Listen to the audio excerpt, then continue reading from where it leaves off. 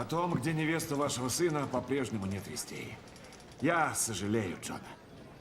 Это моя вина. Я прогнал Человека-паука. Только он мог остановить Октавиуса. Да.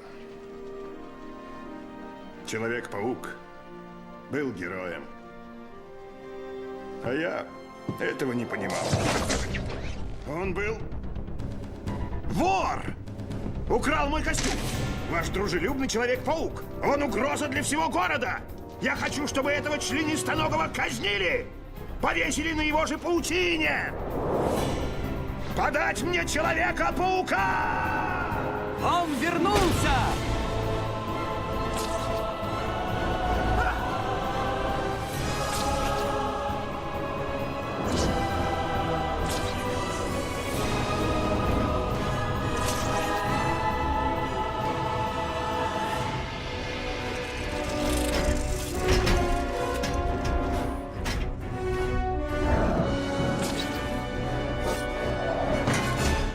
Где она?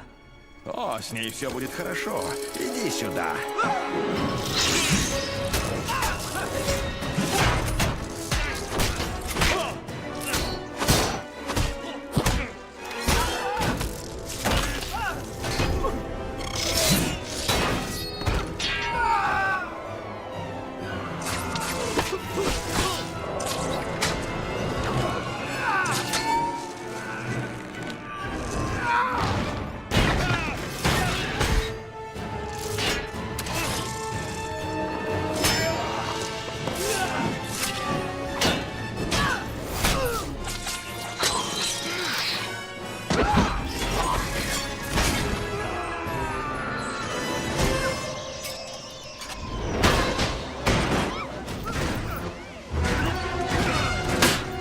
Что за черт?